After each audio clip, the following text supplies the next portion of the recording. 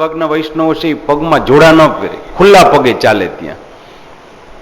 અરે ઘણા માણસો તો એવા હોય કે વ્રજની ભૂમિમાં પગ મૂકે ને તો પેલા વહેલા તો એ ધૂળમાં રીતસર આળોટે, રીતસર આળોટશે.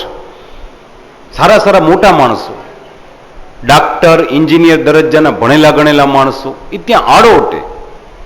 કેમ તો કે આ એ ભૂમિ છે કે જેના ઉપર પરમાત્મા ખુલ્લા પગે ચાલ્યા છે. એ ભૂમિ ઉપર ચપ્પલ કે બૂટ પહેરીને ન ચલાય, એ ભૂમિને અનુભવાય. ત્યાં ખુલ્લા પગે ચાલવું પડે છે. આજે પરમાત્માએ કીધું છે. અને એક પ્રતિજ્ઞા છેલ્લી પરમાત્મા એ લીધી હતી કે હું જ્યાં સુધી વ્રજમાં રહીશ ને ત્યાં સુધી કેશ કર્તન નહીં કરાવું, હું માથાના વાળ નહીં કપાવું. ભગવાનના વાળ તો કે લાંબા છે, 11 વર્ષ સુધી વાળ નથી કપાયું. આ પરમાત્માની પ્રતિજ્ઞાઓ છે કે હું જ્યાં રહીશ ત્યાં પૂર્ણ રૂપે રહીશ.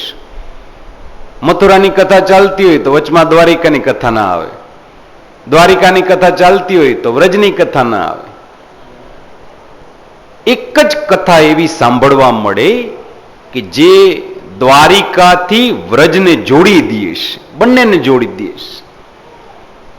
પરમાત્મા દ્વારિકામાં બિરાજતા, આખો દિવસ તો દ્વારિકાના બધા કામકાજ હોય, સુધર્માની સભા હોય, પણ જેવી સાંજ પડે, સૂર્ય છે એ આથમવાની તૈયારી કરતા હોય, એટલે પરમાત્મા છે એ પોતાની મહેલની અગાશીએ ચાલ્યા જાય અને અગાશી ઉપર બેસી અને જે રસ્તો વ્રજની તરફ જતો હોય એ રસ્તાને જોશે.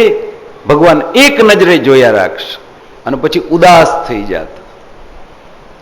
રોજનો ક્રમ થયો છે. ઉદ્ધવને એક દિવસે ખબર પડી કે રોજ સાંજ પડે છે ને એટલે ભગવાન અગાશીએ પધારે છે. ઉદ્ધવ પણ એક દિવસે અગાશીએ આવ્યા છે. પરમાત્માને ઉદાસ બેસેલા જોયા એટલે ઉદ્ધવે પરમાત્માને પ્રશ્ન કર્યો છે, પ્રભુ હું ઘણા દિવસોથી આ જોઉં છું કે સાંજ પડે છે એટલે આપ અગાશીએ પધારો છો અને ઉદાસ થઈ જાવ છો, તો મને જરા કહેશો કે આપ ઉદાસ શું કામ થાવ છો? ત્યારે પરમાત્માએ આંગળીથી વ્રજ તરફનો રસ્તો દેખાડ્યો છે કે ઉધો વ્રજ બિસરત નાહી. ભગવાન ઉદ્ધવને પ્રેમથી ઉધો કહીને બોલાવતા, ઉધો વ્રજ છે ને એ ભૂલાતું નથી, વ્રજ બિસરત નાહી. ઉદ્ધવ જરા મૂછમાં હસ્યા છે. એને ભગવાનને પ્રશ્ન કર્યો છે, પ્રભુ વ્રજમાં એવું શું છે? છાણવા સીધા કરવા વાળી ગોવાલણ, માટીના કુબા, ધૂળિયા રસ્તા, બીજું વ્રજમાં એવું શું છે? અરે પ્રભુ આપણી પાસે તો આખી સોનાની દ્વારિકા છે અને છતાંય આપને વ્રજ નથી ભૂલાતું. પરમાત્માએ ઉદ્ધવની સામે જોયું છે કે ઉદ્ધવ વ્રજ શું છે એ જાણવું જ. ઉદ્ધવે કીધું છે કે હા પ્રભુ જાણવાની તો ઈચ્છા છે જ. વળી પરમાત્માએ પૂછ્યું છે કે નજરો નજર જોવું છે? ઉદ્ધવે આ પાડી છે કે નજરો નજર જોવા મળે તો વધારે આનંદ આવે ને. ઓડિયો કરતા વિડીયોમાં તો વધારે આનંદ આવે ને. ઓડિયોમાં તો ખાલી સાંભળવા મળે, વિડીયોમાં તો જોવાય મળે. ઉદ્ધવે કીધું છે કે પ્રભુ તો પછી નજરો નજર જોવું છે. પરમાત્માએ કીધું છે કે તો પછી એક કામ કરો, હું તમને એક પત્ર આપું છું, એક સંદેશ આપું છું. એ પત્ર ગોપીજનોને આપવાના બહાને તમે વ્રજમાં આટો મારી આવો, જાઓ. ઉદ્ધવ છે બીજા દિવસે તૈયાર થઈ ગયા છે, પરમાત્માની આજ્ઞા લેવા ગયા છે, પ્રભુ મને રજા આપો તો હું વ્રજમાં જાઉં છું. ભગવાને કીધું છે કે ઉભા રહ્યો, હું પેલો પત્ર તમને આપી દઉં. ભગવાન પત્ર લેવા ગયા અને પાછા આવ્યા તો ભેગી ભગવાન જે પહેરતા એવી કપડાની એક જોડી હતી. ભગવાન જે મુકુટ પહેરતા એ મુકુટ હતું. ભગવાન જેવું અત્તર છાંટતા એ અત્તર હતું. ઉદ્ધવને નવાઈ લાગી છે, પ્રભુ મારી પાસે નવા લુગડાની જોડ છે, હું બધું લઈને જાઉં છું, તમે ચિંતા ના કરો. પરમાત્માએ કીધું છે કે નવા કપડાની જોડ છે એટલે નથી આપતો, મારી કપડાની જોડ છે એટલે આપું છું. ઉદ્ધવ તમે જો મારા વસ્ત્ર પહેર્યા હશે ને, મારો મુકુટ પહેર્યો હશે ને, મારું અત્તર છાટ્યું હશે, તમારામાંથી જો મારા જેવી સુગંધ આવતી હશે તો કદાચ ઈ ગોપીજનો તમારી સામે નજર ઊંચી કરી અને જોઈ લેશે. બાકી તો એ ગોપીજનો છો એ કોઈની સામે નજર ઊંચી કરીને જોશે પણ નહીં. બીજા કોઈ પુરુષ સામે એ નજર ઊંચી નહીં કરે. આ તો મારા જેવો આભાસ થશે ને તો કદાચ તમારી સામે નજર નાખી લે, બાકી કોઈની સામે જોતાય નથી. ઉદ્ધવ એ પત્ર લઈ અને વ્રજમાં આવ્યા છે. ઉદ્ધવના મનમાં એમ કે ગોપીજનોને જ્યારે ખબર પડશે ને કે હું ભગવાનનો કાગળ લઈને આવ્યો છું એટલે બધા દોડાદોડી કરશે, એને મેળવવા માટે જૂટાજૂટી કરશે. પણ કોઈએ દોડાદોડી કે જૂટાજૂટી તો ન કરી, પણ કોઈ ઉદ્ધવની સામે નથી જોતું. ઉદ્ધવ બાજુમાંથી નીકળી જાય, કોઈ એની સામે નથી જોતું. ઉદ્ધવ પત્ર દેખાડે તો એ કોઈ એને આમ ગણકારે નહીં. પછી તો 5 દિવસ વીત્યા, 10 દિવસ વીત્યા, આમ કરતા કરતા મહિનો વીતી ગયો. છેવટે ઉદ્ધવ ગોપીજનોની પછવાડે રીતસર આટા મારે, દોડાદોડી કરે. અરે કોક તો પત્ર લઈ લ્યો, કોઈ તો મારા હાથમાંથી આ કાગળ લઈ લ્યો, હું કનૈયા પાસેથી આવું છું, તમારા કનૈયાના ઘરેથી આવું છું, આ કાગળ એને આપ્યો છે, કોઈ તો લઈ લ્યો. એ દોડાદોડી કરવા લાગ્યા ત્યારે ગોપીજનોએ ઉદ્ધવનો હાથ પકડી અને કદમના ઝાડ નીચે બેસાડી દીધા છે. અને પછી ગોપીજનો એને પ્રશ્ન કર્યો છે, કોના સમાચાર પૂછીએ? તારા માલિકના? તારો માલિક દગાબાજ છે, તારો માલિક ખોટા બોલો છે. દરેક વખતે એને બધા સાથે દગો જ કર્યો છે. ગોપીજનોએ આ રીતથી ભગવાનની ફરિયાદ કરી હોય એવી 2 કથા શ્રીમદ ભાગવતમાં સાંભળવા મળ્યો. એક જ્યારે બલરામજી વ્રજમાં પધાર્યા હતા ત્યારે ગોપીજનોએ આવીને ફરિયાદ કરી. ભગવાન બલરામજીને એટલું કહેતા કે જો મોટા ભાઈ, હું તો આ 16,000 ઘરવાડામાં બંધાઈ ગયો, આ દ્વારકાના કારભારમાં બંધાઈ ગયો છું, પણ મારી એવી ઈચ્છા છે કે એકવાર આપ વ્રજમાં પધારો. બલરામજી બોલ્યા છે, કનૈયા તારી ઈચ્છા છે તો પછી હું જાઉં છું. અને ભગવાને કીધું છે કે જો મોટા ભાઈ, એટલું યાદ રાખજો કે જ્યાં સુધી મા બાપને પૂર્ણ સુખ ન મળે ને ત્યાં સુધી પાછા ના આવો. અને બલરામજી જ્યારે વ્રજમાં આવ્યા હતા 2 મહિના સુધી રોકાણા છે. જશોદામાએ જ્યારે બલરામજીને નંદભવનમાં જોયા, આ જશોદામાના આનંદનો પાર નથી. ભગવાન જ્યારે વ્રજમાંથી પધાર્યા ને ત્યાર પછી આજે જશોદામાએ રંગીન સાડલો પહેર્યો. આજે નંદભવનમાં કોઈ મીઠાઈ રાંધવામાં આવી છે. એ સુંદર મજાની સામગ્રી મીઠાઈ બનાવી અને જશોદામાં બળરામજીને જમાડે છે.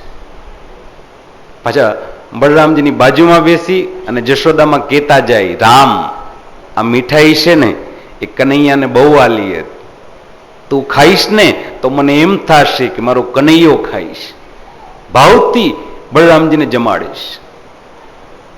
બળરામજી જ્યારે વ્રજમાંથી પધાર્યા ને ત્યારે એમની ઉંમર 12 વર્ષની હતી, ભગવાન 11 વર્ષની. અને બળરામજી પાછા પધાર્યા ત્યારે ભગવાન પિતા નહીં દાદા બની ગયા હતા. ભગવાનને ત્યાં પ્રદ્યુમ્ન નામનો દીકરો અને એને ત્યાં અનિરુદ્ધ નામનો દીકરો, ભગવાન દાદા થઈ ગયા. ત્યારે બળરામજી પાછા આવ્યા છે. પછી તો પેલા ગ્વાલબાલ સખા, મનસુખો ને સુબલ ને સ્તોક ને એ બધા ઘરડા બાપા થઈ ગયા. કોઈ પોતાના પોતરા, કોઈ પોતાના પરપોતરાને કાંખમાં તેડી અને બધા નંદભવનમાં આવ્યા છે, બળરામજીને મળવા આવ્યા છે. બધા જૂની વાતો કરે છે કે રામ, આ એ જ ગલીઓ છે જે ગલીઓમાં તમે અને હું બાળક બનીને રહીમાં. સમયને જાતા વાર લાગીશ, જો તો ખરા હવે આપણા પોતરા પરપોતરા રમી રહ્યા છે. અને ગોપીજનો જ્યારે બળરામજીને મળવા આવ્યા ત્યારે એમાંથી કોઈ બળરામજી સામે કંઈ બોલતા નથી. કેમ તો કે બળરામજી છે ને મર્યાદાનું સ્વરૂપ છે. એમની સામે જાજુ કોઈ બોલી ન શકે, કોઈની એટલી હિંમત ન હોય. અરે બળરામજી આમ પસાર થતા હોય ને તો એ ગોપીજનો રસ્તો આપી દે, કોઈ એના આડા ના આવે. એ મર્યાદાનું સ્વરૂપ છે ભાઈ. બળરામજીએ જ્યારે ગોપીજનોને પ્રશ્ન કર્યો કે ભાઈ હું આટલા વર્ષે વ્રજમાં આવ્યો, તમારામાંથી કોઈ કનૈયાના સમાચાર કેમ નથી પૂછતા? તમારે પૂછવા જોઈએ. ત્યારે ગોપીજનો એટલું બોલ્યા છે કે મોટા ભાઈ, આપ સમાચાર પૂછવાનું કહી રહ્યા છો, પણ અમે એના સમાચાર શું કામ પૂછીએ? એ અમારો હતો જ ક્યારે કે અમે એના સમાચાર પૂછીએ? અને છતાંય આપ કહી રહ્યા છો તો ચાલો પૂછી લઈએ છીએ. બસ કે પુરસ્ત્રી જન વલ્લભ મજામાં તો છે ને? પરમાત્મા જ્યારે વ્રજમાં બિરાજતા ત્યારે ગોપીજનોએ ભગવાનનું એક નામ પાડ્યું, ગોપીજન વલ્લભ. ગોપીજન વલ્લભ કોને કહેવાય? તો કે ગોપીઓના વાલા વલ્લભ હોય એને ગોપીજન વલ્લભ કહેવાય. ગોપીઓ પરમાત્માને શ્રી ગોપીજન વલ્લભ કહીને બોલાવત. પણ પરમાત્મા મથુરા પધાર્યા, એ ગોપીઓને ખીજ એવી ચડી કે પરમાત્માનું આખું નામ જ બદલી નાખ્યું. જો ચતુરાઈપૂર્વક પ્રશ્ન કર્યો કે પુરસ્ત્રી જનવલ્લભ મજામાં તો છે ને? પુરસ્ત્રી જનવલ્લભ એટલે શહેરની ગોપીઓનો વલ્લભ. આજ ગોપીઓ એવો એક જ શબ્દ પૂછ્યો કે પુરસ્ત્રી જનવલ્લભ, એ શહેરની ગોપીઓનો વલ્લભ મજામાં તો છે ને? મર્યાદામાં રહીને મેણા માર્યા છે. બળરામજી હતા ને, પણ ઉદ્ધવની સામે તડ ને ફળ. તારો માલિક દગાબાજ છે, તારો માલિક ખોટા બોલો છે, દરેક સાથે એને દગો જ કર્યો, તડ ને ફળ. ગોપીઓ બોલ્યા છે કે તારા માલિકે માત્ર અમારી સાથે નહીં, હું બધાઈ સાથે દગો કર્યો છે. રામાવતાર લઈને આવ્યા હતા ને, પેલી શૂરપંખા ખાલી એટલું જ પૂછવા આવી હતી ને કે મારી યાર લગ્ન કરો. આખો રામાવતારનો પ્રસંગ યાદ અપાયો છે. પ્રભુ શ્રી રામ, માતા જાનકી, લક્ષ્મણજી ત્રણેય જણા જ્યારે વનવાસમાં પધાર્યા છે, પછી તો પેલી નદી પાર કરી અશોક વાટિકામાં આવીને રહેવા લાગ્યા છે. ભગવાન શ્રી રામ અને માતા જાનકી એ બંને તો અશોક વાટિકામાં સાંજના સમયે પોઢી જાત. લક્ષ્મણજીની કથા છે કે લક્ષ્મણજી રાત્રિના નિદ્રા ન કરે, લક્ષ્મણજી સતત આમ ચોકી પેરો કરતા રહીએ, એ પર્ણકુટીની આમ ગોળ ગોળ ચક્કર લગાવ્યા કરે, લક્ષ્મણજીને નિદ્રા ના આવે. ઘણા એમ બોલે કે 14 વર્ષના વનવાસ દરમિયાન લક્ષ્મણજી નિદ્રા કરી જ નથી. પણ ધ્યાનથી સમજો તો ખ્યાલ આવ્યો કે 14 વર્ષ નહીં, લક્ષ્મણજીએ આખા જીવનમાં ક્યારેય નિદ્રા કરી જ નથી. એ ક્યારેય નિંદર ન કરે. શું કામ? તો કે લક્ષ્મણજી શેષ નારાયણનું સ્વરૂપ છે. શેષ નારાયણની ફેણ ઉપર પૃથ્વી આવેલી છે, અને જો શેષ નારાયણને નિદ્રા આવી જાય તો પછી ગોવિંદાય નમો નમઃ કઈ બાકી જ ન રહ્યો, પ્રલય આવી જાય.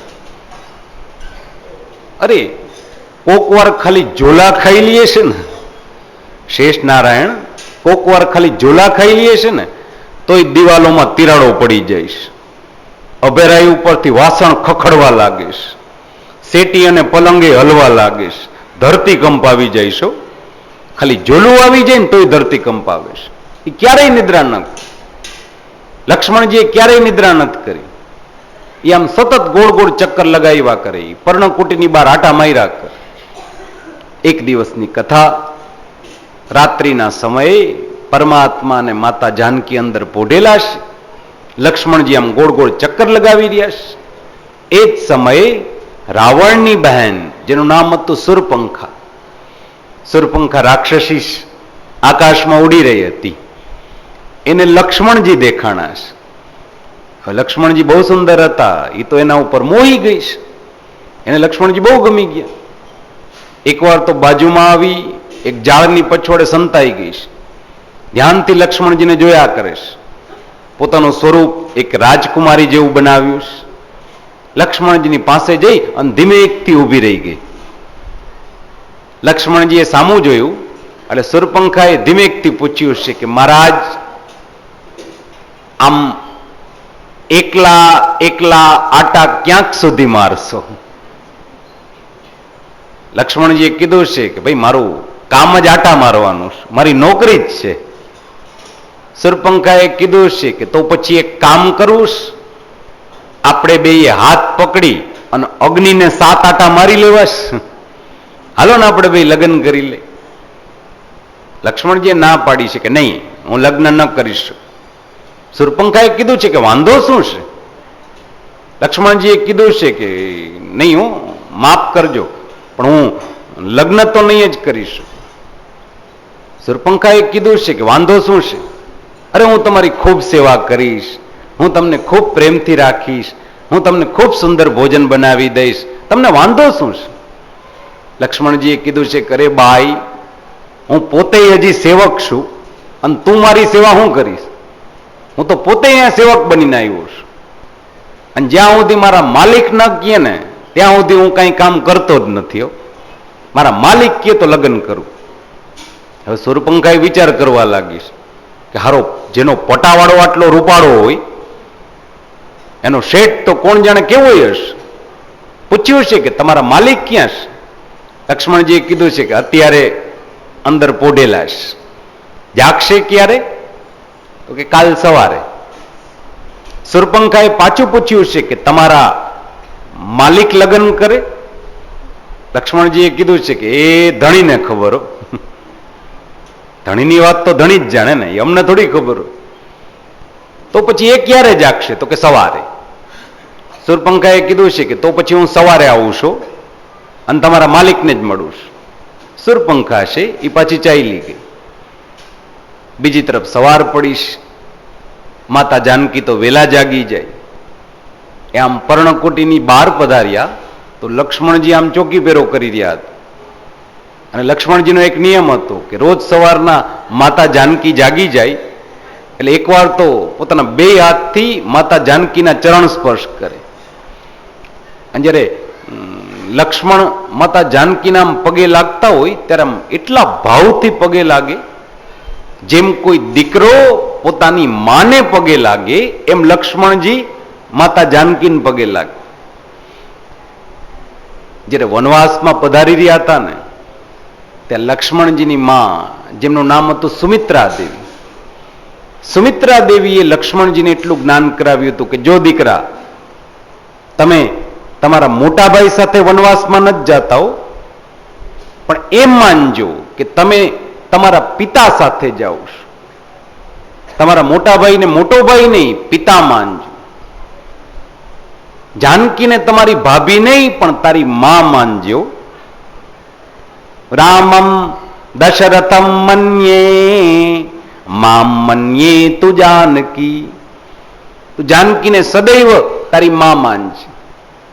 લક્ષ્મણજી સદૈવ માતા જાનકીને હંમેશા માં કહીને જ બોલાવતો. અને જ્યારે એ સવારના પગે લાગે ત્યારે જાનકી માં પણ એટલા પ્રસન્ન હોય કે પોતાના 2 હાથ આમ લક્ષ્મણની માથે મૂકી દે. દીકરો જ માન. પણ આજે લક્ષ્મણજી જ્યારે પગે લાગ્યા ને ત્યારે જાનકીને જરા ભાભીપણું યાદ આવી ગયું. એટલે આમ લક્ષ્મણનો કાન પકડી અને ઊંચા કર્યા છે કે લક્ષ્મણ, ગઈકાલે રાત્રે કંઈક મારા દેરાણી લાવવાની વાતો સંભળાતી હતી, કે પછી દેરાણીનો શું થયો? લક્ષ્મણજી હાથ જોડ્યા છે, કરે ભાભી દેરાણી નહીં બલા હતી અને મારા ઉપરથી તો ઉતરી ગઈશ. હવે તો એ મોટા ભાઈ ઉપર જઈને ચોંટવાની છે. થોડી વાર થઈ તો સુરપંખાઈ પાછી આવીશ. લક્ષ્મણજી પાસે આવીને બોલી છે કે તમારા માલિક જાગી ગયા? લક્ષ્મણજીએ કીધું છે કે હા, હમણાં જ જાગી ગયા છે. જો પેલા વડલાના ઝાડ નીચે જે બેઠા છે ને એ પ્રભુ શ્રી રામ, એ મારા માલિક છે. સુરપંખા પ્રભુ શ્રી રામ પાસે આવીશ. સુરપંખા પાસે તો એક જ વાત છે ને, મારી યાર લગ્ન કરો. એને પરમાત્માને પણ કીધું છે કે મહારાજ મારી સાથે વિવાહ કરો ને, હું તમને ખૂબ સુખી રાખીશ, તમે કેશો એમ કરીશ, મારી સાથે વિવાહ કરો. પરમાત્મા એને ઓળખી ગયા છે. ભગવાને ના પાડી છે કે નહીં દેવી, ક્ષમા કરજો, હું તમારી સાથે વિવાહ ન કરીશ. શૂર્પણખાએ કીધું છે કે વાંધો શું છે, યુવાન છું, તમારી સેવા કરીશ, અવિવાહિત છું, વધારે શું જોઈએ છે? પરમાત્માએ કીધું છે કે નહીં નહીં, એવી વાત નથી, પણ દેવી મારા લગ્ન અગાઉથી થઈ ગયા છે, મારા વિવાહ થઈ ગયા છે. શૂર્પણખાએ કીધું છે કે તમે તો ક્ષત્રિય લાગો છો ને, અને ક્ષત્રિય તો 2-4 લગ્ન કરી શકે, એક કામ કરો ને, મારી યારે લગ્ન કરો ને. પરમાત્મા ના પડે છે કે નહીં દેવી, મેં એક પત્ની વ્રત લીધું છે, એક પત્ની રાખીશ, મારા વિવાહ થઈ ગયા છે. જો પેલા બગીચામાં ફૂલ તોડી રહ્યા છે ને, એ જાનકી મારા પત્ની છે, હવે હું તમારી સાથે વિવાહ ન કરી શકું. અરે મારું વ્રત તૂટી જાય. શૂર્પણખા આમ જાનકીને ત્રાસી નજરે જોઈ રહ્યા છે, મનમાં વિચાર કરીશ કે આ પુરુષ પેલાથી વિવાહિત છે, એણે વ્રત લીધું છે, એ મારી સાથે વિવાહ નહીં કરી શકે, મારે એની સાથે જ લગ્ન કરવા છે. તો પછી મારી પાસે એક જ રસ્તો છે, હું તો રાક્ષસી છું ને, હું જાનકીને મારી નાખું અને ખાઈ જાઉં, અને જાનકીનું જ રૂપ લઈ અને આની સાથે રહેવા લાગુ. એનું વ્રત પણ જળવાઈ રહેશે અને મારા લગ્ન થઈ જશે. પરમાત્મા તો અંતર્યામી છે, શૂર્પણખાના બધા વિચારને ઓળખી ગયા છે. પરમાત્માએ તુરંત કીધું છે કે હું લગ્ન નહીં કરી શકું, પણ મારો સેવક હજી કુંવારો છે.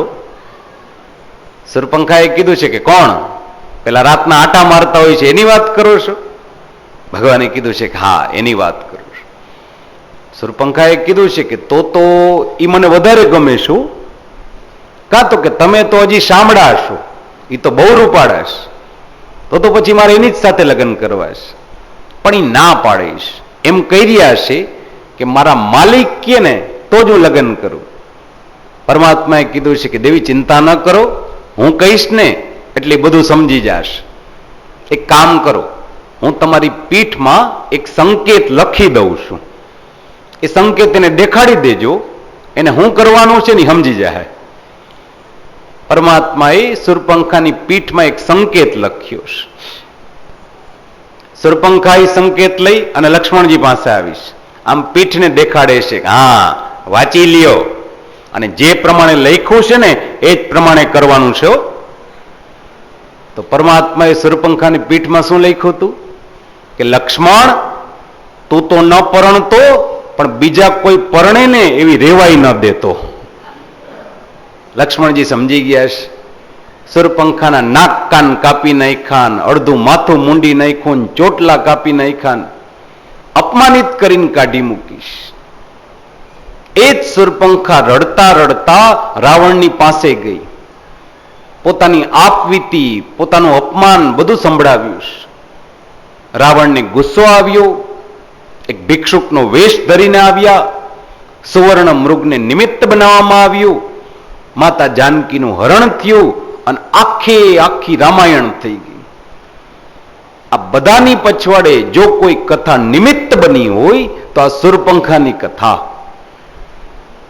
એટલે તો ગોપીજનો ઉદ્ધવને મેણા મારે છે કે લગ્ન નતા કરવા તો ના પાડી દેવી હતી ને, કે ના બાઈ તારી આ લગ્ન નથી કરવા. પણ એવી બનાવી નાખી કે બીજા કોઈ પરણી પણ ન શકે. આ રીતે અપમાન કરીને કાઢી મૂકી છે. આ તો સારું છે કે એ જમાનામાં આ મહિલા મોરચો કે મહિલા આયોગ નહોતું, નહીતર એને ભગવાન શ્રી રામ સામે આખો મોરચો માંડ્યો હતો કે પ્રભુ આ રીતથી અપમાન ન થઈ શકે એક સ્ત્રીનું. આજ ગોપીજનો ઉદ્ધવની સામે ફરિયાદ કરીશ કે દરેક જન્મમાં એને દગો કર્યો છે. પેલા વાલીને જઈને પછવાડેથી બાણ માર્યું હતું, વાલી યુદ્ધ કરી રહ્યો હતો, ગાફેલ હતો, પણ તમારા ભગવાન એને બાણ માર્યું ને. સુગ્રીવ અને વાલી બંને યુદ્ધ કરી રહ્યા હતા, અને પરમાત્માએ જઈ અને વાલીને પછવાડેથી બાણ માર્યું છે. એ વાલી મૃત્યુ પામ્યો, અને મૃત્યુ પામ્યા પછી એને ઈશ્વરની અદાલતના દરવાજા ખખડાવ્યા. આપણે બોલીએ ને કે ઈશ્વરની અદાલત છે, અને અદાલતની જજની ખુરશી ઉપર ભગવાન પોતે બેસે છે. વાલીએ અદાલતના દરવાજા ખખડાવ્યા છે. વાલીને પૂછવામાં આવ્યું છે, બોલો તમને વાંધો શું છે? વાલીએ પ્રશ્ન કર્યો છે કે એક વાતનો જવાબ આપો કે કોઈ પણ યોદ્ધા જ્યારે લડાઈ કરી રહ્યો હોય ત્યારે એને પછવાડેથી બાણ મારી શકાય? એના ઉપર પછવાડેથી પ્રહાર થઈ શકે? ભગવાને ના પાડી છે, નહીં, ના થઈ શક્યો. વાલીએ પાછું પૂછ્યું છે, તમે આવીને મને પછવાડેથી બાણ માર્યું? પરમાત્માએ કીધું છે કે એક વાર નહીં 7 વાર કબૂલ કરીશ કે હા બાણ માર્યું છે. વાલીએ પૂછ્યું છે કે નીતિ કહેવાય કે દગો કહેવાય? ભગવાને કીધું છે કે ભાઈ દગો કર્યો કહેવાયો, પછવાડેથી બાણ એક દ્રષ્ટિએ તો ન જ મારી શકે. યુદ્ધમાં હંમેશા છાતી ઉપર વાર કરવાનો હોય, પીઠ ઉપર ન થઈ શકે. વાલીએ કીધું છે કે તમે કબૂલ કરો છો? ભગવાને હા પાડી છે કે કબૂલ તો કરવું પડ્યો, એક વાર નહીં 100 વાર કબૂલ કરીશ કે બાણ માર્યું છે. વાલીએ કીધું છે કે તો પછી પ્રભુ હવે સજાઈ સંભળાવી દો. જજ છે એ પોતાની સજા સંભળાવે, ચાલો. ત્યારે પરમાત્માએ એક ક્ષણનો વિચાર નથી કર્યો કે એમાં સજા શું હોય. વાલી ગાફેલ હતો ત્યારે રામે આવીને બાણ માર્યું, તો હવે જ્યારે રામ ગાફેલ હોય ને ત્યારે વાલીને કહેજો કે આવીને બાણ મારી જાય, આપણો હિસાબ ચૂકતે થઈ જશે. એ જ પરમાત્મા જ્યારે કૃષ્ણાવતાર લઈને પધાર્યા, પરમાત્મા જ્યારે યાદવા સ્થળી થઈ રહી હતી, સોમનાથ પાસે પ્રાચીના પીપળે પગ ઉપર પગ ચડાવીને બિરાજી રહ્યા હતા. જરા નામના પારાધીને દૂરથી એમ થયું કે આ કોઈ હરણાના બચ્ચાની આંખ, એને દૂરથી બાણ માર્યું જે પરમાત્માના ચરણારવિંદને વિંધી ગયું. અને ભૂભાર હરણની લીલામાં એ પણ નિમિત્ત બન્યો છે. પછી તો એને ભગવાનના પગ પકડી લીધા, માફી માંગી છે, પ્રભુ મને માફ કરી દેજો, હું આપને ઓળખી ન શક્યો. પણ પરમાત્માના મુખ ઉપર આમ પ્રસન્નતા છે. ભગવાને એનાય ખભે હાથ રાખ્યો છે કે ચિંતા શું કરીશ, ભૂલી ગયો તું વાલી છો, મેં તને વચન આપ્યું તું ને, ચાલ આજે તારો ને મારો હિસાબ પૂરો થઈ ગયો, આજથી હું છૂટો થઈ ગયો અને તારા માટે વિમાનમાં જગ્યા રાખી છે, તને ચરણારવિંદની ગતિ આપીશ. પણ આજે ગોપીજનો ફરિયાદ કરે છે કે દરેક વખતે એને હંમેશા દગો જ કર્યો છે. વામનજી બનીને બલીના આંગણે પધાર્યા હતા ને, બીજું કાંઈ જોતું નથી, 3 પગલા પૃથ્વી, સંતોષી બ્રાહ્મણ શું. પેલા તો બહુ ડાયડાઈ વાતો કરીશ, અને જે સંકલ્પનું જલ છોડ્યું ત્યાં 3 પગલામાં બધું લૂંટી લીધું, એને બંદીએ બનાવી દીધો, છેક પાતાળ સુધી પહોંચાડી દીધો. અરે એક અવતારમાં નહીં, દરેક અવતારમાં એને દગો જ કર્યો છે, દરેક અવતારમાં દગો કર્યો છે. ઉદ્ધવ તો આમ જોતા રહી ગયા છે કે અરે જેને રામાવતારની કથા ખબર છે, જેને વામન અવતારના પ્રસંગો ખબર હોય, આ કોઈ સામાન્ય ગોપીજનો નથી, આ કોઈ મૂઢ ગોવાલણ નથી. હું એમ સમજી રહ્યો છું કે આ મૂઢ ગોવાલણ છે, બાકી જેને રામાવતારની કથા ખબર હોય, આ કોઈ ગોવાલણ નથી, આ કોઈ યોગ સિદ્ધ મહાત્માઓ છે, આ કોઈ તપસ્વીઓ છે કે અહીંયા ગોપી બનીને આવ્યા છે, બાકી આ કોઈ મહાત્મા લાગે છે. પુરાણ અંતર્ગત એક કથા છે કે પરમાત્મા જ્યારે કૃષ્ણાવતાર લેવાના હતા, ક્ષીરસાગરમાં પોઢેલા પરમાત્માને જ્યારે કૃષ્ણાવતાર લેવાનો સમય આવ્યો છે, કોઈ પણ મોટો માણસ જ્યારે ગામમાં આવે ને ત્યારે તમે જોજો એકલો ન હોય, ભેગા ઘણા બધા હોય, એનો આખો સ્ટાફ હોય, એકલો વ્યક્તિ ન હોય, એનો સ્ટાફ ભેગો જ હોય. એમ પરમાત્મા જ્યારે અવતાર લે છે ને ત્યારે ભગવાન પોતાનો સ્ટાફ લઈને આવે છે. દેવતાઓ પરમાત્મા પાસે દોડ્યા છે કે પ્રભુ અમને ખબર પડી કે આપ કૃષ્ણ અવતાર લેવાના છો અને અમારે આપની સાથે આવવું છે. પરમાત્માએ દેવતાઓને કીધું છે કે જુઓ, હું જ્યારે કૃષ્ણ અવતાર લઈશ ને ત્યારે માનવ સંબંધમાં બંધાઈશ, અને માનવી હંમેશા 2 જગ્યાએ બંધાઈશ. એકને આપણે સગા કહીએ છીએ, એકને આપણે વાલા કહીએ છીએ. શબ્દ ભેગો બોલીએ છીએ. સગાવાલા, સગાવાલા, સગા ભેગો શબ્દ છે ને. પણ વિવેકથી વિચાર કરીએ ને તો ખ્યાલ આવે કે જે સગા હોય ને એ ક્યારેય વાલા નથી હોતા. જો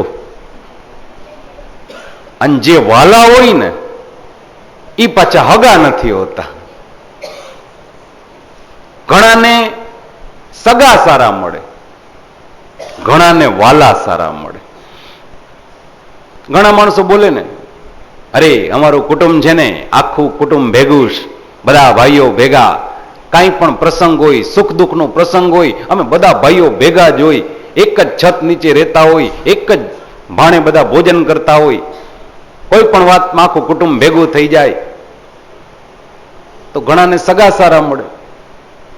અને ઘણા પાછા એમ બોલતા હોય ને કે અમારા હગા તો ખાલી નામના છે, ખાઈ બગાડી જાણે. અમારું ને અમારું ખાઈ અને પછી અમારી ને અમારી વાતો કરે. પણ ભગવાને અમને પાડોશી છે ને એ લાખ રૂપિયાના આપ્યા છે. અરે અમારા પાડોશી જેવા કોઈના પાડોશી ન થાય. કાંઈ પણ સુખ દુઃખનો પ્રસંગ હોય ને તો પેલા પાડોશી હાજર થઈ જાય. અરે ક્યાંક બારગામ જવું હોય ને તોય અમારા ઘરની ચાવી છે ને પાડોશીના જ ઘરે પડી હોય. અમે બહાર હોય અને કોઈ મહેમાન આવે ને તો એ મહેમાનને ચા પાણી પીવડાવી દઈએ, એને નાસ્તો કરાવી દઈએ, એને જમાડ દઈએ, બધું હાચવી લે. અમારા બાળકો નિશાળેથી આવે ને તો એના જ ઘરે રમતા હોય. અમારા પાડોશી બહુ મજાના. તો વિચાર કરો, કોઈને સગા સારા મળે છે, કોઈને વાલા સારા મળે છે. બે તો કોઈને ઉત્તમ નથી મળતા હો, એટલું યાદ રાખજો. બે તો કોઈને ન મળીશ. કાં સગા સારા મળ્યા હશે, કાં વાલા સારા મળ્યા હશે. માણસ કોઈ પણ એક જગ્યાએ તૂટી જાય છે. કાં કોઈને ઘર માથાનું મળે, કાં કોકને ઘરવાળી માથાની મળે, અને કાં કોઈને સંતાન માથાના મળે. ત્રણે ત્રણ તો કોઈને ઉત્તમ નથી મળતા. ત્રણમાંથી એક જગ્યાએ વ્યક્તિ થાપ ખાઈ જાય છે. બીજા બધાની વાત છોડો, ચાલો. કોઈ ભગવાન શ્રી રામને એમ પૂછે કે પ્રભુ આપ તો મર્યાદા પુરુષોત્તમ શ્રી રામ છો, આપ જવાબ આપો. આપને જીવનમાં બધા ઉત્તમ મળ્યા? પરમાત્મા ના પાડી દે કે નહીં. ઘરમાં કઈ કઈ માં એવા માથાના હતા, હઠ પકડી મારે વનવાસમાં જવું પડ્યું અને પિતાના મૃત્યુ વખતે હું હાજર નથી રહી શક્યો. તો ઘરમાં કઈ કઈ માં એવા માથાના છે? કોઈ દેવાધિદેવ મહાદેવજીને એમ પ્રશ્ન કરે કે તમે તો ભોળાનાથ છો, સાક્ષાત મહાદેવ છો, અજન્મા છો, આપ જવાબ આપો. આપને બધા જીવનમાં યોગ્ય મળ્યા? તો મહાદેવજીને પણ કહેવું પડે કે નહીં, ઘરવાળા હઠ પકડી અને પિતાના આંગણે માવતર ગયા, પ્રસંગમાં હાજરી આપવા ગયા, બળીને રાખ થવું પડ્યું, મારે પાછા બીજા લગ્ન કરવા પડ્યા, અને બીજવરનું લેબલ મારી માથે લાગી તો ગયું જ ને. મારે બીજા લગ્ન કરવા પડ્યા છે. કોઈ ભગવાન શ્રી કૃષ્ણને એમ પૂછે કે તમે તો પૂર્ણ પુરુષોત્તમ છો ને, બોલો તમને જીવનમાં બધા ઉત્તમ મળ્યા? તો પરમાત્માને પણ કહેવું પડે કે નહીં, દીકરાઓ એવા માથાના મળ્યા કે બ્રાહ્મણોની પરીક્ષા કરવા ગયા, શાપ ખાધો અને આખા યાદવ કુળને પ્રભાસના દરિયા કિનારે કપાઈ મરવું પડ્યું છે. એ કથા પણ આપણે બપોર પછીના પ્રસંગમાં સાંભળશે, જે યાદવા સ્થળીની કથા છે. તો વિચારો તો ખરા, જો પરમાત્માને પણ બધા ઉત્તમ અનુકૂળ ન મળ્યા હોય તો તમને ને મને ન મળે એમાં કઈ મોટી વાત છે? ઈશ્વરને નથી મળ્યા. આત્મ દારા ગેહ. આપણને જીવનમાં ગુરુ કેટલા પ્રાપ્ત થાય સમજો. ગુરુ ઘણી પ્રકારના પ્રાપ્ત થાય. એક દીક્ષા ગુરુ હોય જે આપણને કંઠી પહેરાવે, એ દીક્ષા ગુરુ. અને એક શિક્ષા ગુરુ પ્રાપ્ત થાય. શિક્ષા ગુરુ હોય એ અનેક પ્રકારે પ્રાપ્ત થાય છે. સૌથી પહેલા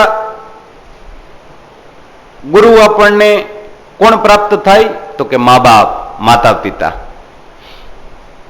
માતા પિતાથી જો આપણે સમજી જાય ને, ડાયા ડમરા થઈ જાય, સંસ્કારી થઈ જાય, ઉત્તમ થઈ જાય તો બહુ સારું, તો પછી જાજો વાંધો ના આવે.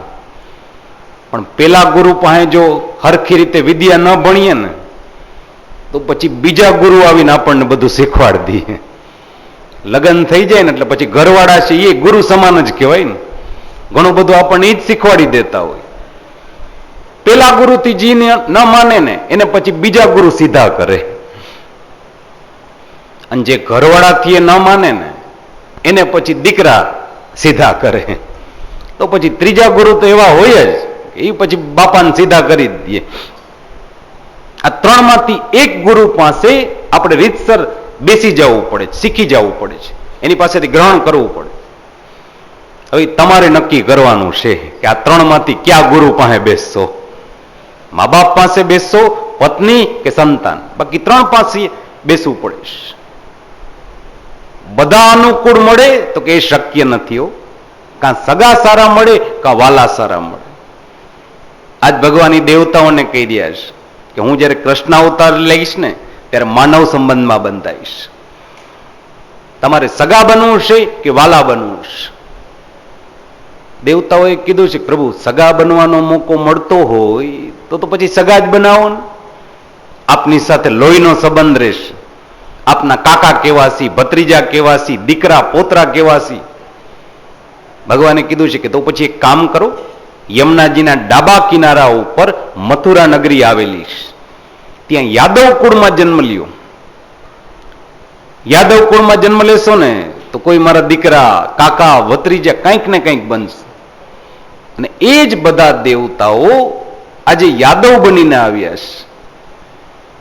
થોડા સમય પછી બધા ઋષિ મુનિઓ, તપસ્વીઓ, મોટા મોટા યોગીઓ, શ્રોત્રીઓ, બ્રહ્મનિષ્ઠો એ પણ ભગવાન પાસે ગયા છે કે પ્રભુ અમારે આપની સાથે આવવું છે. ભગવાને એમને પણ પૂછ્યું છે કે બોલો તમારે શું બનવું છે, સગા બનવું છે કે વાલા બનવું છે? ત્યારે ઋષિ મુનિઓએ જવાબ આપ્યો છે કે પ્રભુ સગા બનાવવા હોય તો સગા બનાવજો, વાલા બનાવવા હોય તો વાલા બનાવજો. પણ હા, એટલી વિનંતી જરૂર છે કે અમને તમારા સ્વરૂપનો આનંદ પ્રાપ્ત થવો જોઈએ, અમે તમારી ભેગા રહેવા જોઈએ, તમારા સ્વરૂપાનંદને માણવા જોઈએ. ભગવાને કીધું છે કે મને માણવો છે, મારી સાથે રહેવું છે, તો પછી સગા ન બનતા વાલા બનજો. વાલા બનશો ને તો મારી ભેગા વધારે રહેશું. એક કામ કરો, યમુનાજીના જમણા કિનારા ઉપર વ્રજની ભૂમિ છે, ત્યાં જઈને જન્મ લ્યો. અને જોતા નહીં કે જન્મ શેનો મળે છે. ગાયો બની જાજો, ગોવાળિયાઓ બની જાજો, ગોપીજનો બની જાજો, વાછડા બની જાજો, મોર બની જાજો, પશુ પક્ષી બની જાજો, ચકલા બની જાજો, અરે વ્રજના ઝાડવા બની જાજો, ડાળીઓ બની જાજો, ફૂલ બની જાજો. અને ક્યાંય જગ્યા ન મળે ને તો વ્રજની રજ બની જાજો, એક પાણો, એક પથરો બની જાજો. પણ જો વ્રજમાં જન્મ લેશો ને તો તમને મારા સાચા સ્વરૂપાનંદની પ્રાપ્તિ થશે. ત્યાં જઈને જન્મ લ્યો. અને એ જ બધા મોટા મોટા ઋષિ મુનિઓ, તપસ્વીઓ એ બધા ગોપી બનીને જન્મ્યા છે. એટલે તો ઉદ્ધવ મનમાં વિચાર કરે છે કે હું મૂઢ ગોવાલણ સમજુ છું, મને એમ છે કે આ છાણવાસીદા કરે છે. અરે આ કોઈ મૂઢ ગોવાલણ નથી, આ યોગ સિદ્ધ મહાત્માઓ છે, આ બધું જાણે છે, આ તપસ્વીઓ છે જે ગોપીજનો બનીને આવ્યા છે. ઉદ્ધવ 1 મહિના સુધી રોકાણા છે. પછી તો જયારે પાછા દ્વારિકામાં આવ્યા, પરમાત્મા સભામાં છે, સિંહાસન ઉપર બિરાજીશ, સામેથી ઉદ્ધવ ચાલ્યા આવે છે. ભગવાને ઉદ્ધવને જોયા એટલે ત્યાંથી જ સાદ પડ્યો છે, ઉદ્ધવ कैसे हो?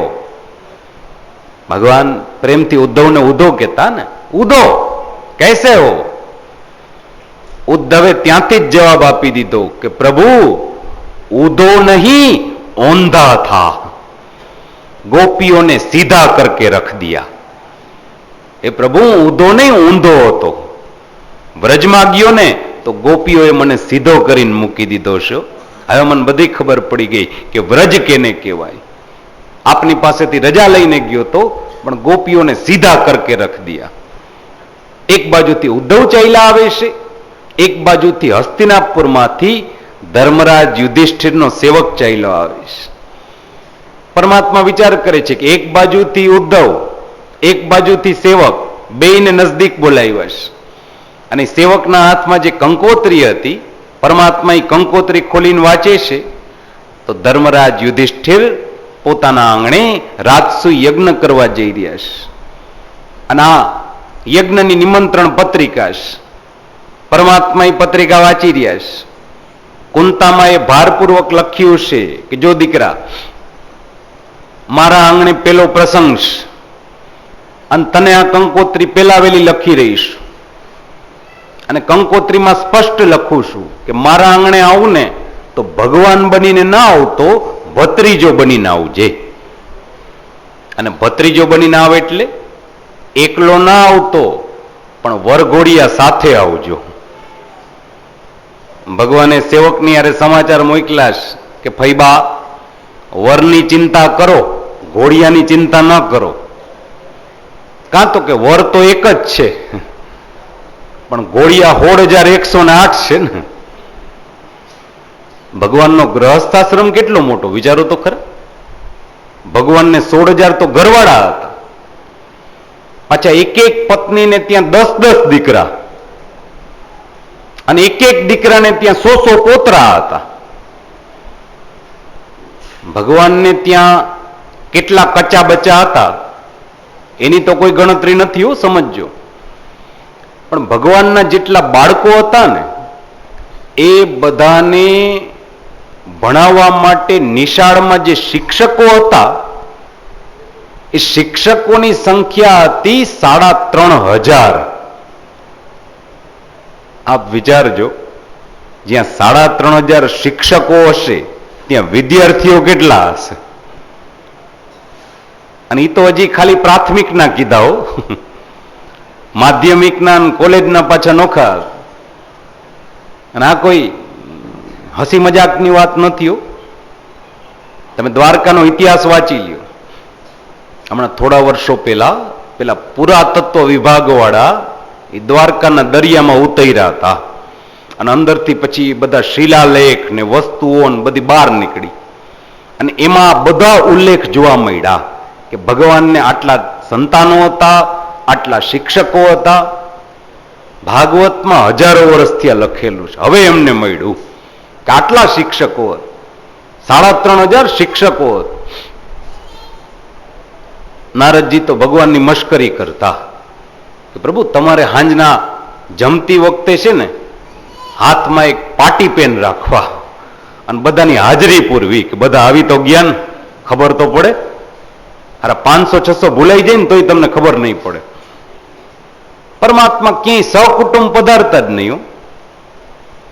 કદાચ કોઈ કંકોત્રી આવે ને કે સહકુટુંબ પધારજો તોય ભગવાન એકલા જઈ અને વધાવો કરી આવે. સહકુટુંબ ભગવાન ક્યાંય ન પધારે.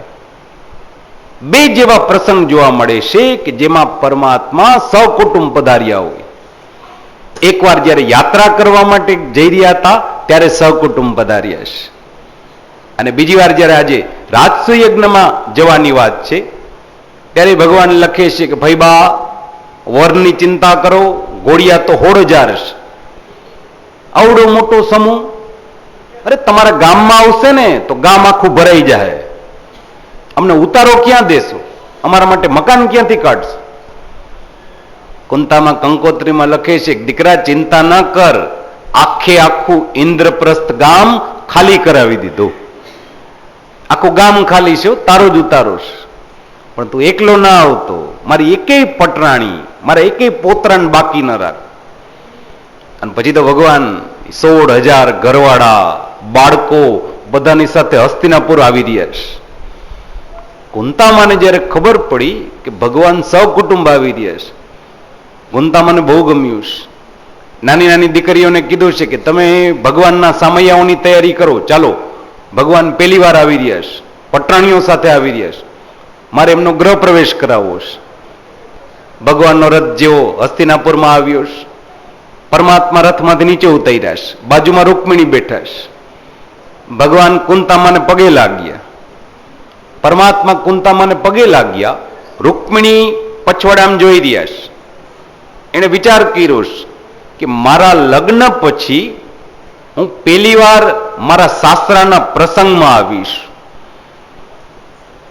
હું આમને ઓળખતી નથી કે આ વડીલ કોણ છે, પણ મારા પતિ જેને પગે લાગે, મારા પતિ જેના ચરણનો સ્પર્શ કરે, એ કોઈ સામાન્ય વડીલ ન હોય, આ કોઈ મોટું માથું હોવું જોઈએ. એટલે ભગવાન જેવા ઉભા થયા, રૂકમિણી પગે લાગ્યા.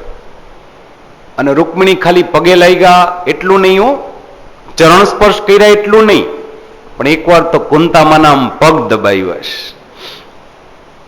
આ જૂનવાણી રીત છે ને, પગે લાગવાની આ જૂનવાણી રીત.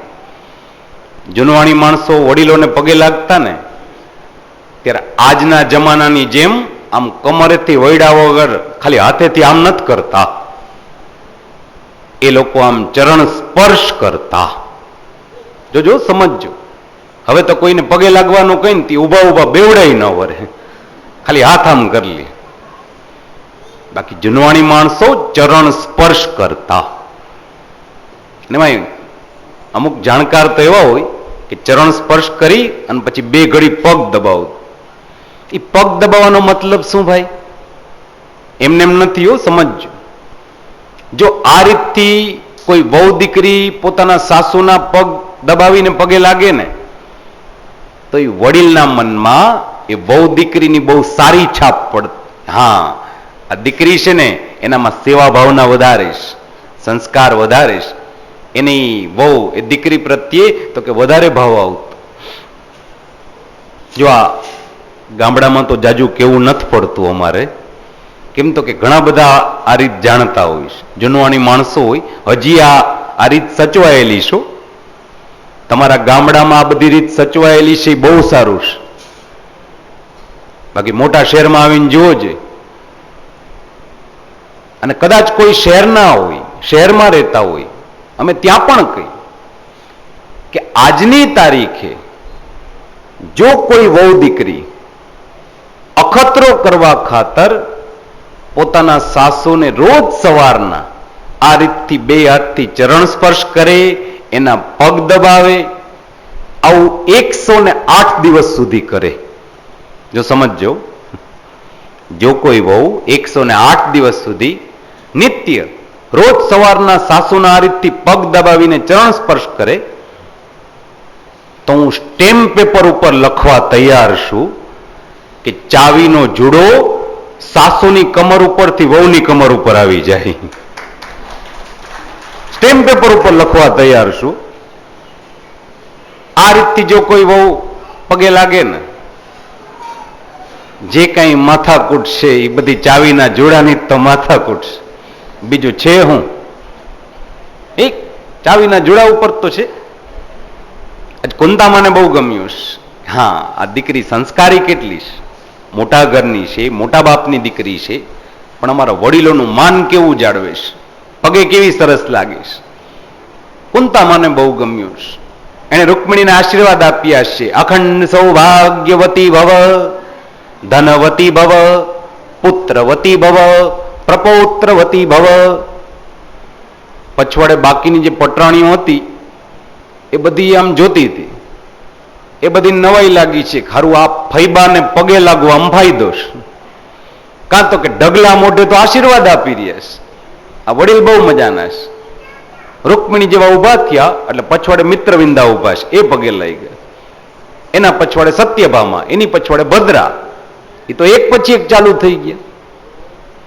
અને વ્યાસજી શ્રીમદ ભાગવતમાં એક વાત તો ગજબની લખીશ કે ભગવાનનો જે ગ્રહસ્થાશ્રમ હતો એ પરમાત્માનો જે રેલગાડી રૂપે ગ્રહસ્થાશ્રમ હતો, એ રેલગાડીમાં એન્જિન એ રૂકમિણી હતું.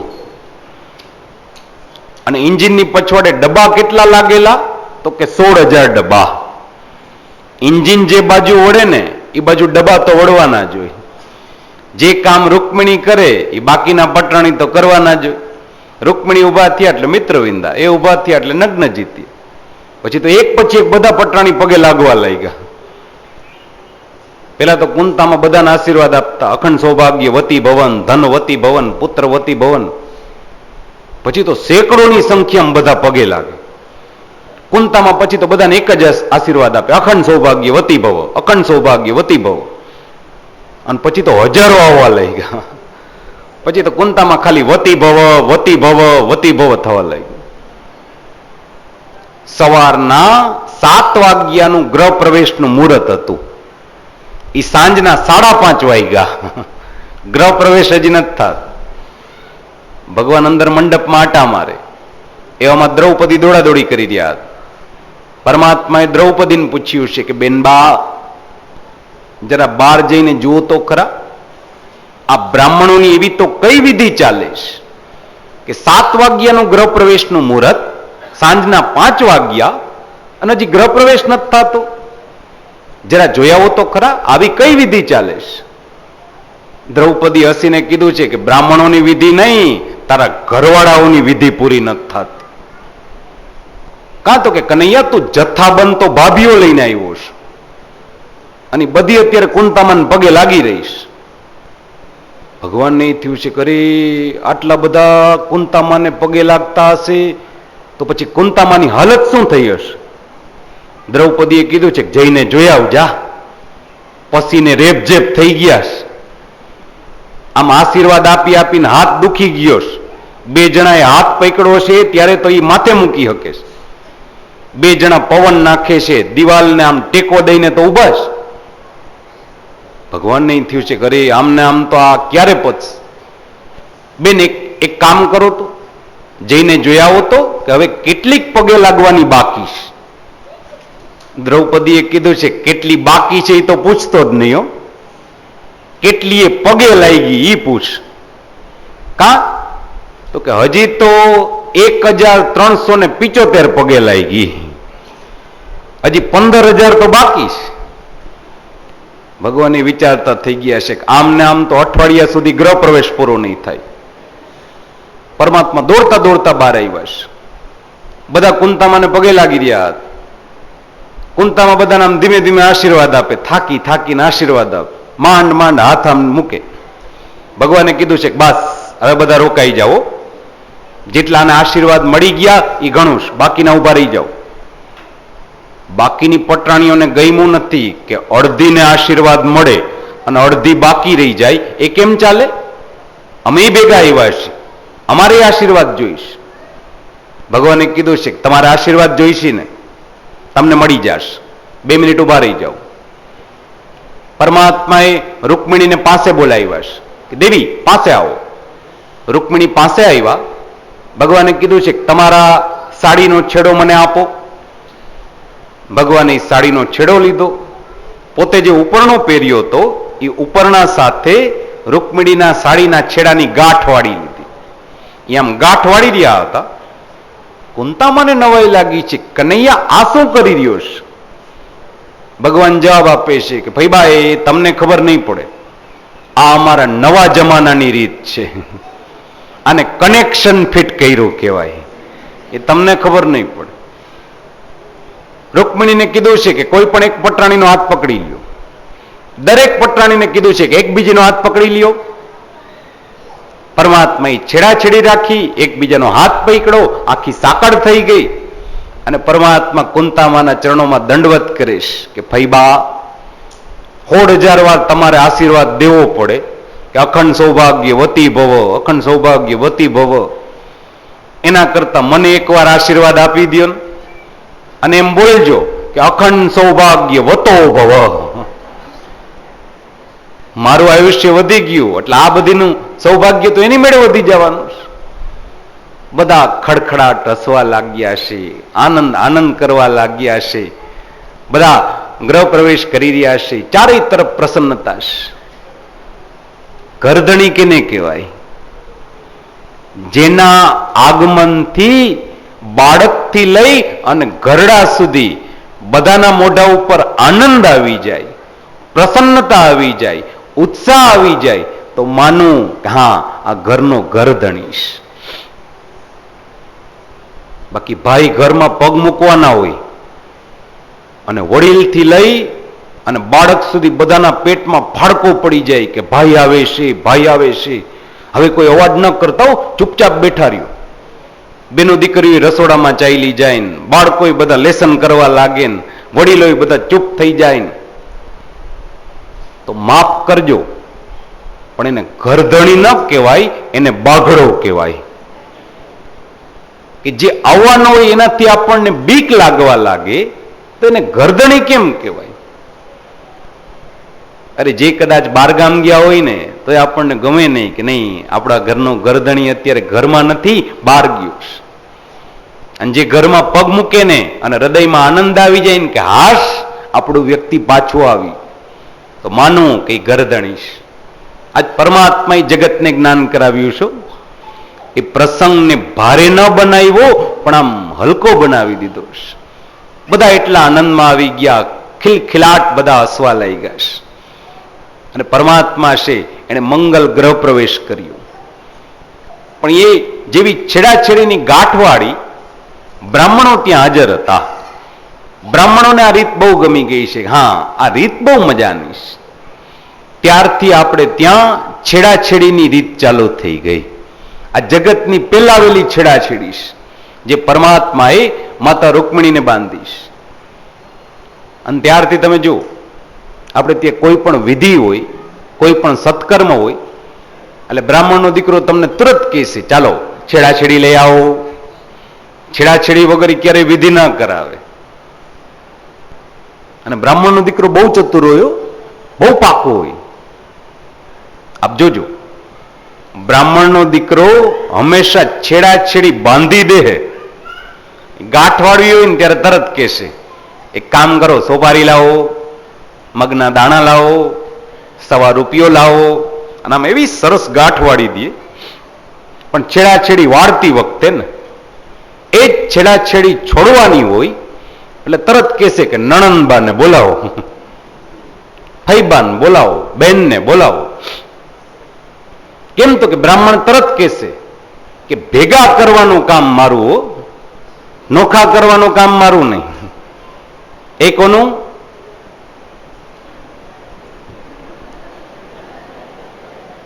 હું છેડાછેડીની વાત કરું છું. બ્રાહ્મણનો દીકરો બહુ ચતુર હોય. એ હંમેશા છેડાછેડી વાળી દે. એ ક્યારેય છેડાછેડી છોડે નહીં. તરત કહેશે કે નણંદબાને બોલાવો. અને નણંદબાઈ વિચાર કરશે કે હારી એક ગાંઠ ખોલવાના મને 500ની નોટ મળતી હોય તો મને શું વાંધો છે? બ્રાહ્મણ હંમેશા છેડાછેડી છોડતી વખતે હટી જાય. એ વાળવામાં ભેગો હોય, ભેગા કરવામાં ભેગો. પરમાત્માએ છેડાછેડી કરી, બધા આનંદ કરવા લઈ ગયા, ખિલખિલાટ હસવા લઈ ગયા. અને પછી પરમાત્માએ ગ્રહ પ્રવેશ કર્યો છે. પ્રસંગ 2 દિવસ પછી હતો. પરમાત્મા 5 પાંડવને ભેગા કરી અને એટલું બોલ્યા છે કે જુઓ, 2 દિવસ પછી આપણા ઘરે બહુ મોટો પ્રસંગ છે, બહુ મોટો યજ્ઞ છે.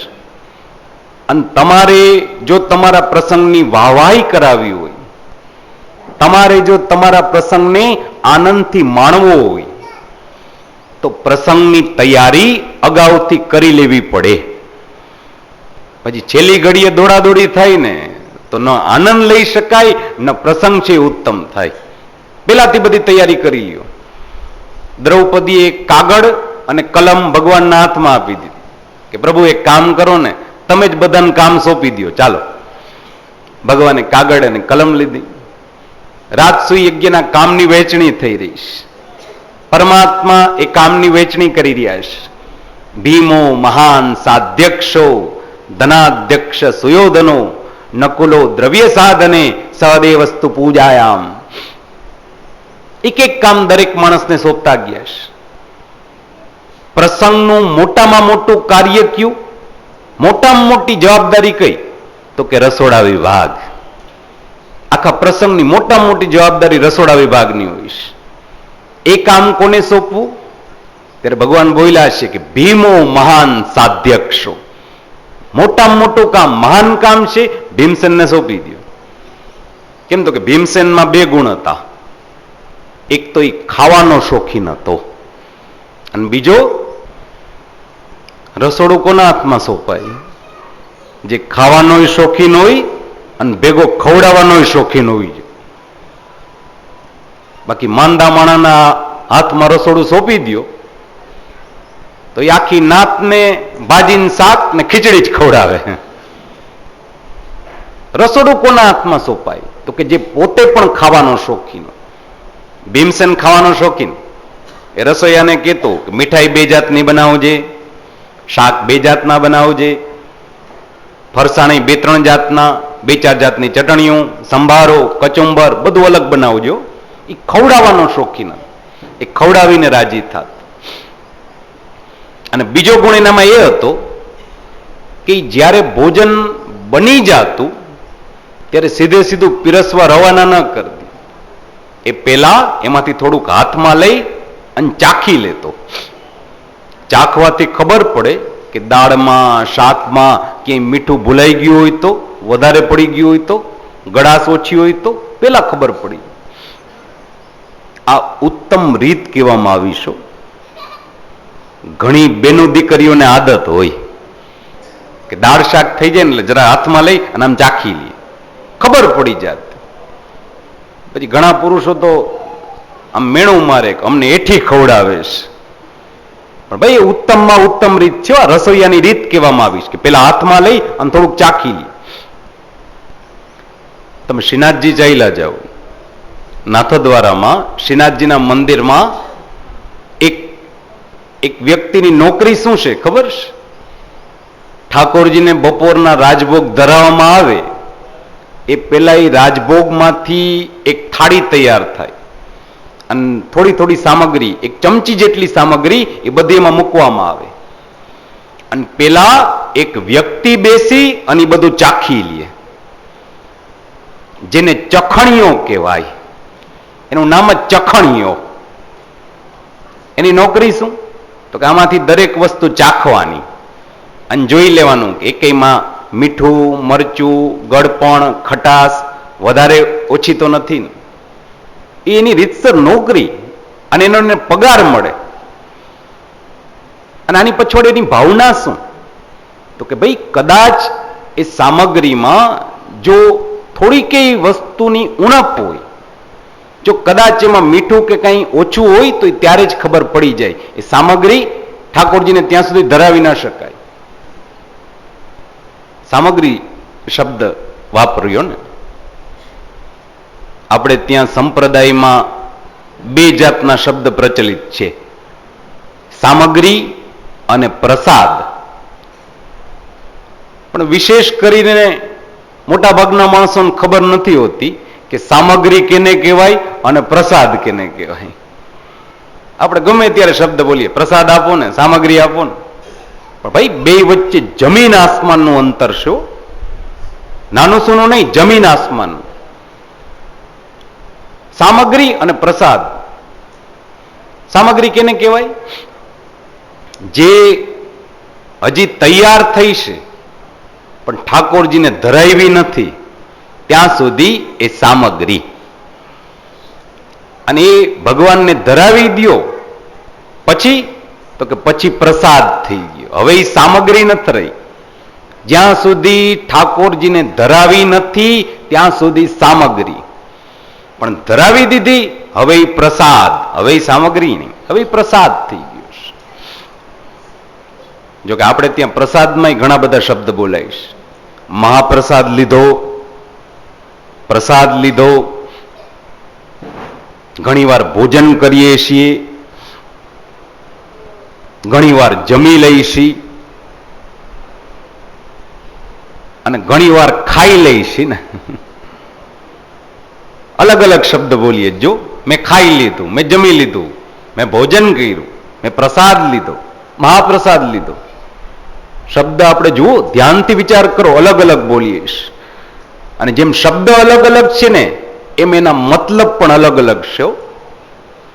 મહાપ્રસાદ કેને કહેવાય? તો કે નિધિ સ્વરૂપને ધરાવેલું હોય એ જ વસ્તુ તમને મળે તો એ મહાપ્રસાદ. હવેલીમાં ઠાકોરજીને જે ધરાવ્યું હોય એ જ વસ્તુ સીધે સીધી તમને મળી જાય તો એ મહાપ્રસાદ છે. ઠાકોરજીનો અંગીકાર કરેલો પ્રસાદ, એ સાદો પ્રસાદ નહીં, મહાપ્રસાદ. આપણે કહીએ ને હવેલી મહાપ્રસાદ લઈને આવ્યા હો. પ્રસાદ કેને કહેવાય? તો કે ઘરે રમતા બમતા ઠાકોરજી બિરાજતા હોય, લાલો બિરાજતો હોય, એને જે આપણે મિશ્રી ભોગની સેવા કરતા હોય તો એ પ્રસાદ. લાવો અમને પ્રસાદ આપો, થોડો પ્રસાદ લઈ લે, પ્રસાદ બોલીએ. નિધિ સ્વરૂપ નથી, રમતા બમતા પ્રસાદ. ભોજન કેને કહેવાય? તો કે ઘણા બધા માણસો ભેગા થાય અને એક જગ્યાએ લે એને ભોજન કહેવાય. આજે રાત્રે આપણે અહીંયા પ્રસાદ લેવાનો છે ને, આખી નાત ભેગી થાય તો એને શું કહેવાય? જ્ઞાતિ ભોજન. જ્ઞાતિ ભોજન બોલીએ. જો નાના નાના બાળકોને જમાડીએ તો એને શું કહેવાય? બટુક ભોજન. જ્ઞાતિ ભોજન, જ્ઞાતિ ભોજ. ઘણા બધા માણસો ભેગા થયા તો ભોજન. જમવું કેને કહેવાય? તો કે ઘરે આપણે જે ચૂલા ઉપર દાળ ભાત શાક રોટલી બનાવીએ છીએ એ બની ગયા પછી કોઈ ભગવાનને ધરાવતા તો છી નહીં ને. ચૂલા ઉપરથી રોટલી સીધી આપણી થાળીમાં, ભગવાનને ન ધરાવી, સીધે સીધું આપણે એનું ભોજન કરી લઈશ તો પછી જમી લીધું કહેવાય. કે ભગવાનને ધરાયું નથી, સીધે સીધું લઈ લીધું એટલે જમી લીધું. કોઈ મળે તો પૂછીને કેમ જમી લીધું? તો કે હા જમી લીધું. ભગવાનને ધરાયું નથી, સીધે સીધું લઈ લીધું, એ જમી લીધું કહેવાય. અને ખાઈ લીધું કેને કહેવાય? તો કે આપણા રંગપુરમાં તો ક્યાંય જોવા ન મળે, પણ કેશોદમાં પેલા પાણીપુરી ભેલપુરીની રેકડી ઉપર જે ઉભા ઉભા કરીએ ને એ ખાઈ લીધું કહેવાય. એ પછી બધું ખાઈ લીધું. એટલે તો બોલવામાં આપણે ચતુરાઈ કરશી. તમે જો બોલવામાં ધ્યાન રાખશે. આપણે શું બોલીએ? આજ અમે પાણીપુરી ખાધી, આજ અમે ભેલપુરી ખાધી, પાઉંભાજી ખાધી, પીઝા ખાધો. કોઈ એમ કહે છે કે આજ તમે પાઉંભાજીનો મહાપ્રસાદ લઈને આવ્યા, આજ તમે સેન્ડવિચનો મહાપ્રસાદ ક્યારે એમ બોલીએ?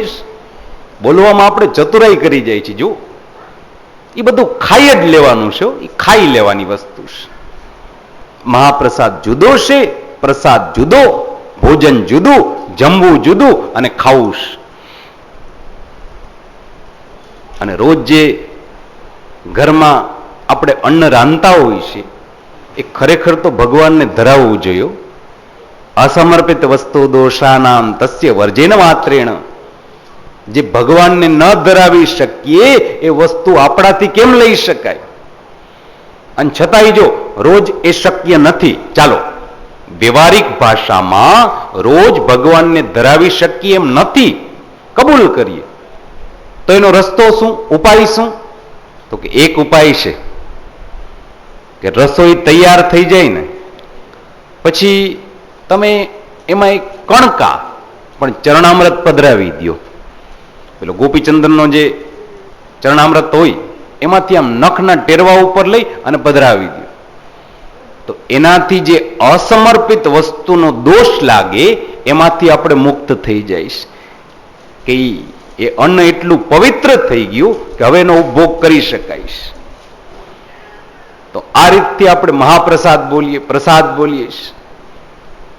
આજે ભીમસેનમાં ગુણ કહેવામાં આવ્યું છે કે ભીમસેન એ બધી વસ્તુ ચાખી લેતો અને ચાખીને નક્કી કરતો. હવે હજારો માણસનું જમવાનું તૈયાર થતું હોય, રસોઈયા બે ચાર ન હોય, 15-20 રસોઈયા હોય. કોઈ વખત એવું થતું કે એક રસોઈયો દાળ બનાવે, એમાં પોતાની રીતથી મરી મસાલા નાખે, એની નોકરી એનો ભાગ પૂરો થાય એટલે બીજો રસોઈયો આવે, એને એમ થાય કે લાવ હું દાળ મારી રીતથી બનાવું, એ પાછો પોતાની રીતથી મીઠું નાખે, મીઠું બમણું થઈ જાય. ભીમસેન આવે, પંગત બેસી ગઈ હોય, જમવાની તૈયારી ચાલુ હોય, ભીમસેન આવશે, એ દાળને ચાખશે, દાળ આખી ખારી થઈ ગઈ હોય ને, પેલું બમણું મીઠું પડી ગયું છે. ભીમસેન રાડા કરશે, અરે બમણું મીઠું પડી ગયું, દાળ તો ખારી થઈ ગઈ, પંગત બેસી ગઈ. પેલા રસોઈયાના પગ આમ ધ્રુજવા લાગશે કે હવે ભીમસેન મારું શું કરશે. ભીમસેન એના ખભે હાથ રાખીને કહેતો કે ચિંતા ના કરતો, આપણે દાળ છે ને એનો કંઈક રસ્તો કરશે. રસોઈયો કહેશે કે મહારાજ હવે બીજી દાળ બને એટલો સમય નથી, પંગત બેહી ગઈ છે, હવે શું કરવું? ભીમસેન કહેશે કે હજી એક રસ્તો છે, એક કામ કર, 8-10 ઈંટના ટુકડા ભેગા કરી આવ જા. પેલો 8-10 ઈંટના ટુકડા ભેગા કરી આવે. ભીમસેન એને એક પોટલામાં બાંધી દે અને ઈંટના ટુકડાનું પોટલું લઈ અને દાળના તપેલામાં ઘા કરી દે.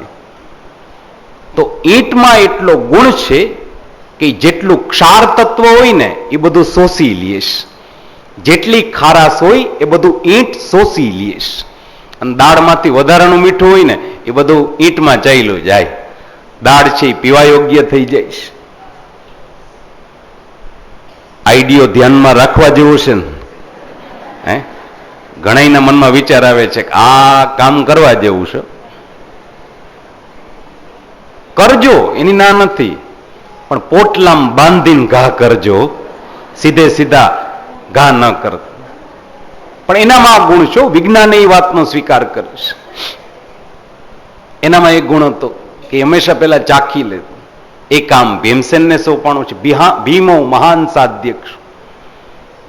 ત્યાર પછી કહેવામાં આવ્યું છે કે આપણા ઘરે પ્રસંગ છે ને, તો પછી જે બ્રાહ્મણો આવ્યા હોય એ ગોરબાપા બ્રાહ્મણોને સાચવવાનું કામ એ બધું કોને સોંપવું?